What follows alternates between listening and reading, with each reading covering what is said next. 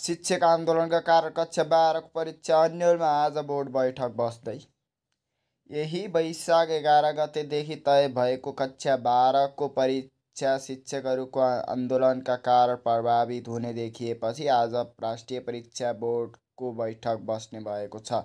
विद्यालय शिक्षा ऐन जारी गर्न दबाब दिँदै आन्दोलनरत शिक्षकहरूले यसअघि नै कक्षा 12 को परीक्षामा सहभागी नहुने निर्णय गरेका छन्। शिक्षकहरूको यो अडानका कारण निर्धारित समयमा परीक्षा सञ्चालन हुनेमा अन्यल सिर्जना भएको छ।